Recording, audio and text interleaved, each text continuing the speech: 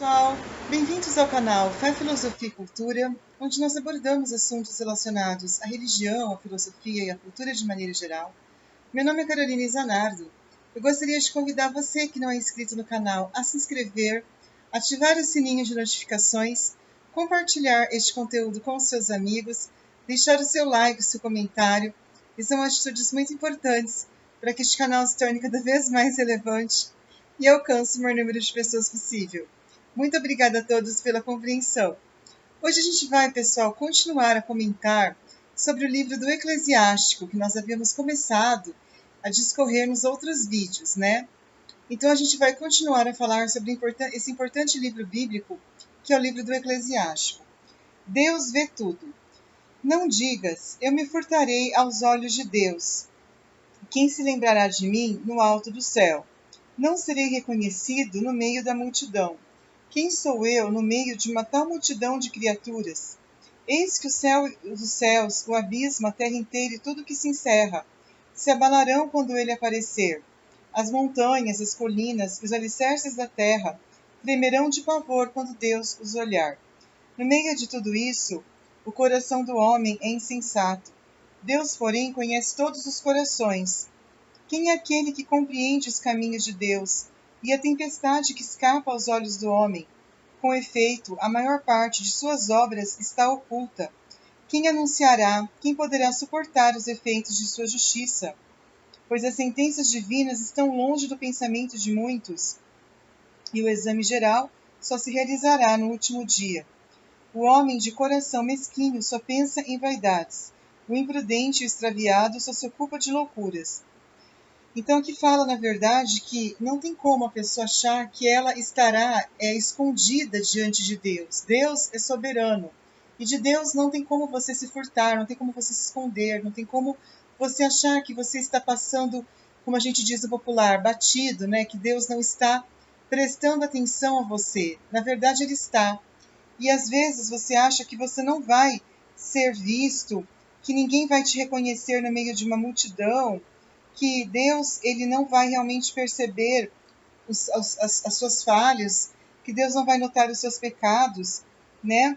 Então, na verdade, a gente tem que entender que Deus ele está olhando para tudo e ele um dia chegará e vai julgar os vivos e os mortos, né? E esse dia, quando ele chegar, ninguém poderá suportar os efeitos da justiça, né? Ninguém poderá entender por quê? Porque as sentenças, por quê? Porque às vezes o homem, ele acredita que, como eu falei anteriormente, que ele não, que Deus não está prestando atenção ao que ele faz, ou que o que ele faz é algo insignificante, é algo que não tem valor algum e que Deus, portanto, vai acabar esquecendo isso facilmente. Que Deus ele vai ignorar o que ele está fazendo, né? Vai fazer vistas grossas. Na verdade, isso não acontece. Deus, ele presta atenção a tudo o que acontece aqui na Terra. E o dia do julgamento, que é o dia final, os homens vão perceber que os juízos divinos são muito diferentes dos juízos humanos, né?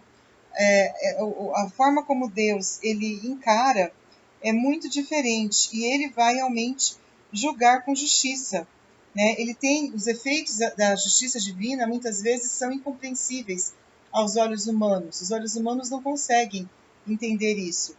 A obra de Deus na criação. Meu filho, ouve-me, adquire uma instrução sadia. Torna o teu coração atento às minhas palavras. Eu te darei um ensino muito exato. Vou tentar explicar-te o que é sabedoria. Torna o teu coração atento às minhas palavras, pois vou descrever-te com exatidão as maravilhas que Deus desde o início fez brilhar nas suas obras, e vou expor com toda a veracidade o conhecimento de Deus. Por decreto de Deus, suas obras existem desde o começo. Desde a criação distinguiu-as em partes, colocou as principais em suas épocas, adornou-as para sempre. Elas não sentiram necessidade nem fadiga, e nunca interromperam o seu trabalho. Nunca nenhuma delas embaraçou a vizinha. Não sejas incrédulo. A palavra do Senhor. Depois disso, olhou Deus para a terra e encheu-a de benefícios. É o que revela sobre a terra a alma de todo serviço, e é ao seu seio que todos eles voltam. Deus criou o homem da terra, formou-o segundo a sua própria imagem. e o fez de novo voltar à terra. Revestiu de força segundo a sua natureza. Determinou-lhe uma época e um número de dias. Deu-lhe domínio sobre tudo o que está na terra. Fê-lo temido por todos os seres vivos. Pelo Senhor dos animais e dos pássaros. De sua própria substância deu-lhe uma companheira semelhante a ele. Com inteligência, língua, olhos, ouvidos e juízo para pensar. Cumulou-os de saber e inteligência. Criou neles a ciência do espírito, encheu-lhes o coração de sabedoria, e mostrou-lhes o bem e o mal. Pôs o seu olhar nos seus corações, para mostrar-lhes a majestade de suas obras, fim de que se celebrassem a santidade do seu nome, e glorificassem por suas maravilhas, apregoando a magnificência de suas obras. Deu-lhes, além disso, a instrução, deu-lhes a posse da lei da vida, concluiu com eles um pacto eterno, e revelou-lhes a justiça e seus preceitos. Viram com os próprios olhos as maravilhas da sua glória. Seus ouvidos ouviram a majestade de sua voz. Guardai-vos, disse ele, de toda iniquidade. Impôs a cada um deveres para com o próximo. Então, na verdade, quem criou o homem foi Deus. Não adianta o homem pensar que ele veio do macaco, como muitos acreditam, ou que o homem ele é fruto do acaso, sabe? Muita gente vem com teorias muito estranhas. Não. Na verdade, não é o homem não veio do macaco, foi Deus que criou o homem na sua onipotência, né? E ele realmente revestiu esse homem de forças, determinou-lhe um número de dias. Deus ele criou a ciência do espírito, deu a inteligência, o saber. Então Deus ele criou o homem e ele criou o homem realmente mostrando a majestade, né, a fim de que a sua santidade fosse vista, né? Então Deus ele fez isso de uma maneira muito bonita, muito sublime. Esse pacto de amor que Deus fez é um pacto que vai durar para toda a eternidade. Clarividência do divino juiz. O proceder deles está sempre diante dos olhos, nada lhe escapa. Pôs um príncipe à testa de cada povo. Israel, porém, foi invisivelmente o quinhão do próprio Deus. Todas as suas obras lhe serão claras como o sol, e seus olhos observam sem cessar o seu proceder. As leis de Deus não são eclipsadas pela iniquidade deles, e todos os pecados que cometem estão diante do Senhor. A esmola do homem é para ele como um selo, e ele conserva a beneficência do homem como uma pupila dos olhos. Depois se levantará para dar a cada um o que lhe é devido, e lhes fará voltar às profundezas da terra. Aos penitentes, porém, abre o caminho da justiça, conforta os desfalecidos, e conserva-lhes a verdade como destino. Converte-te ao Senhor, abandona os teus pecados, ora diante dele e diminui as ocasiões de pecado. Volta para o Senhor, afaste de sua injustiça, e detesta o que causa horror a Deus. Conhece a justiça e os juízos de Deus, permanece firme no estado em que ele te colocou, e na oração constante ao Altíssimo. Anda na companhia do povo santo, com os que vivem e proclamam a glória de Deus. Não te detenha no meio dos ímpios. Louva a Deus antes da morte. Após a morte nada mais há, o louvor terminou. Glorifica a Deus enquanto viveres, glorifica-o enquanto tiveres vida e saúde. Louva a Deus, glorifica em suas misericórdias. Quão grande é a misericórdia do Senhor, e o perdão que concede àqueles que a ele se voltam. Então aqui a gente nota que Deus, ele é tão grande, ele é tão majestoso, e ele conhece os caminhos do homem. Não adianta o homem achar que Deus ele não está prestando atenção ao que acontece, né? O que acontece, o proceder dos homens está sempre diante de Deus. Aquilo que os homens fazem, os seus caminhos, né? A sua maneira de agir, as obras dos homens, entendeu? Estão todas diante dos olhos de Deus, quer dizer, o proceder dos homens, aquilo que as pessoas fazem aqui na Terra, a sua conduta, a sua postura de vida, tudo isso está diante dos olhos de Deus. Não tem como os homens acharem que Deus não está prestando atenção. Nada escapa aos olhos de Deus, entende? E todos os pecados que as pessoas cometem estão diante do Senhor, entendeu? E, na verdade, toda a benevolência, toda a beneficência que você presta ao teu próximo tem um grande valor para Deus, né? Toda a bondade, toda a esmola que você dá, e Ele vai dar um dia a cada um, segundo as suas obras, né? Todos serão, muitas vezes, Acham que Deus, como eu falei, ele não está olhando nada. Aqui diz que ele está olhando e ele vai realmente dar a cada um. E é importante que a gente entenda que a gente tem que viver de acordo com a vontade dele. A gente tem que abandonar os pecados. A gente tem que se afastar da maldade, da injustiça. A gente tem que realmente nunca nos deter no caminho das pessoas más, porque essas pessoas más, elas não fazem a vontade de Deus, elas muitas vezes são contrárias à vontade de Deus. Grandeza divina e pequenez do homem, pois não se pode encontrar tudo nos homens, porque os homens não são imortais, e se comprazem na vaidade e na malícia. O que há de mais luminoso do que o sol? E entretanto ele tem eclipses. O que há de mais criminoso do que os pensamentos da carne e do sangue? Ora, isso será castigado. O sol contempla a multidão dos astros do céu, enquanto que todos os homens são apenas terra e cinza. O Eterno tudo criou sem exceção. Só o Senhor será considerado justo. Ele é o Rei invencível que permanece para sempre. Quem será capaz de relatar suas obras? Quem poderá compreender as suas maravilhas? Quem poderá descrever todo o poder de sua grandeza? Quem aprenderá a explicação de sua misericórdia? Nada há a subtrair, nada acrescentar às maravilhas de Deus. Elas são incompreensíveis. Quando o homem tiver acabado, então estará no começo. E quando cessar a pesquisa, ficará perplexo. Que é o homem e para que serve? Que mal ou que bem pode ele fazer? A duração da vida humana é quanto muito 100 anos. No dia da eternidade, esses breves anos não serão contados. Como uma gota de água do mar, como um grão de areia. É por isso que o Senhor é paciente com os homens e espalha sobre eles a sua misericórdia. Ele vê quanto é má a presunção do seu coração e reconhece que o fim deles é lamentável. Por isso que ele os trata com toda doçura e mostra-lhes o caminho da justiça. A compaixão de um homem concerne ao seu próximo, mas a misericórdia divina estende-se sobre todo ser vivo. Cheio de compaixão, Deus ensina os homens e os repreende como um pastor faz com seu rebanho. Compadece daquele que recebe os ensinamentos de sua sabedoria, de sua misericórdia, e do que apressa a cumprir os seus preceitos. Meu filho, não mistures a repreensão com o benefício. Não acrescentes nunca palavras duras e más às tuas dádivas. Porventura o orvalho não refresca o calor ardente? Assim, uma palavra doce vale mais do que um presente. A doçura das palavras não prevalece sobre a própria dádiva, mas uma e outra se encontram no homem justo. O insensato censura com aspereza. A dádiva de um indiscreto resseca os olhos. Então, aqui está falando que, na verdade, né, como nós falamos anteriormente, que Deus ele é onisciente e onipotente. Ele vê tudo, nada escapa aos olhos dele. E a grandeza divina é muito grande, né? Na verdade, a gente não pode encontrar tudo nos homens. Os homens, como aqui está dizendo, eles não são imortais. Os homens, eles são mortais. Por mais que a gente tenha comentado no vídeo anterior sobre a questão da imortalidade da alma, né? Que segundo São Tomás de Aquino, a alma humana é imortal. Mas aqui fala que os homens, eles são limitados. Não é possível você encontrar tudo neles, né? Então existe algo muito criminoso no que os homens fazem, na carne, no sangue, né?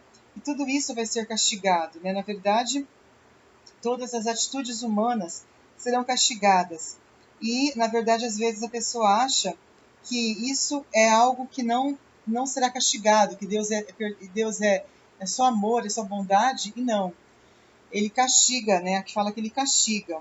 E, na verdade, a gente precisa entender que o homem ele não serve para nada, na verdade. O homem ele não tem muito valor aos olhos de Deus, como aqui fala, né? E fala que exatamente que a duração da vida humana é muito curta. E na verdade isso na eternidade será esses breves anos, eles não serão nada. É como uma gota de água do mar, é como um grão de areia. E é por isso que Deus é paciente com os homens, né? E ele percebe que o fim dos homens é lamentável. Ele percebe como os homens, ele às vezes têm atitudes que são muito estranhas. A sua presunção, a sua atitude é muito estranha. E ele trata, apesar de tudo isso, os homens com doçura. Ele não trata os homens com aspereza, como muitas vezes a gente vê os seres humanos serem tão ásperos uns com os outros, né? Serem tão desumanos, serem assim tão o contrário de como Deus trata as pessoas. Deus trata as pessoas com justiça.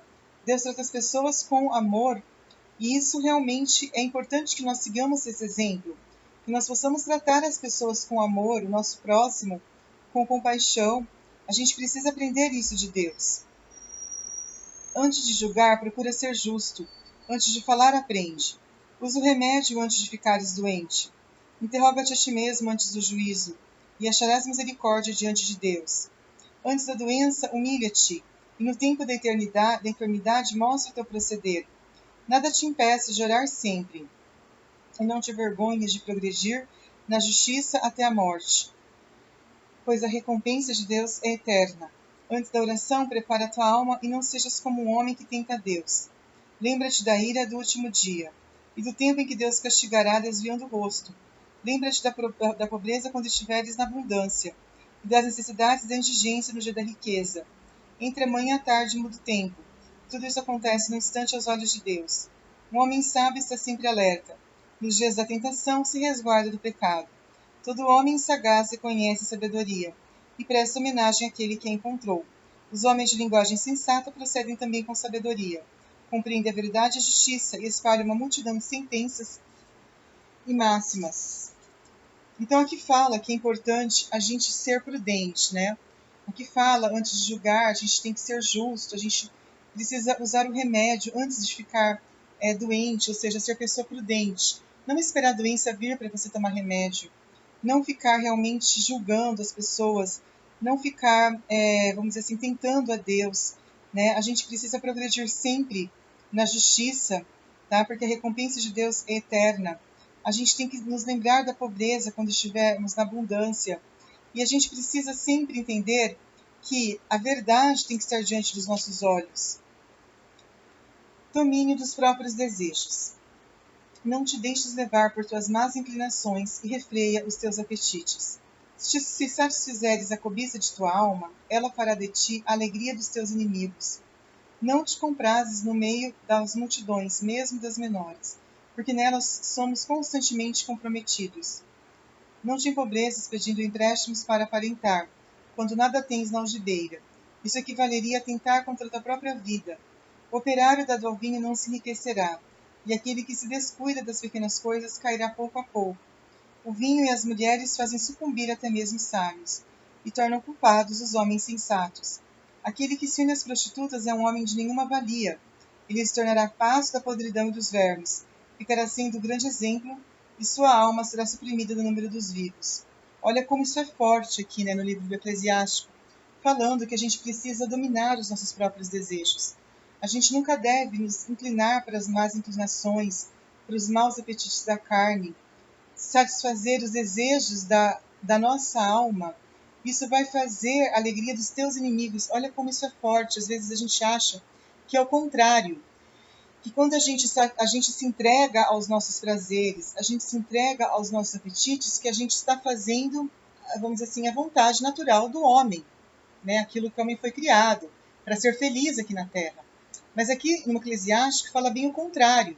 E se a gente satisfazer os nossos desejos, os nossos apetites, os nossos gostos, isso vai fazer a alegria dos nossos inimigos. Olha como isso é forte. Quem vai ficar feliz? Os nossos inimigos, carnais e espirituais, pelo jeito que ele está falando aqui. Então é importante a gente sempre evitar, aqui fala inclusive dos homens que se unem às prostitutas, né, dos homens imorais. Essas pessoas não valem nada. Infelizmente, não adianta ela querer dizer que ela é uma pessoa popular, é uma pessoa feliz, é uma pessoa que aproveita a vida é muito curta, né? Os mundanos costumam falar isso, a vida é muito curta, então a gente tem que aproveitar a vida. Não é isso que o livro do Eclesiástico fala. Ele fala muito bem o contrário, que a gente tem que aprender a se conter realmente, porque essa pessoa, ela não tem valor nenhum, essa pessoa que vive os prazeres do mundo. Bom, pessoal, era isso que eu gostaria de falar. Muito obrigada pela atenção, um grande abraço e até a próxima. Tchau, tchau.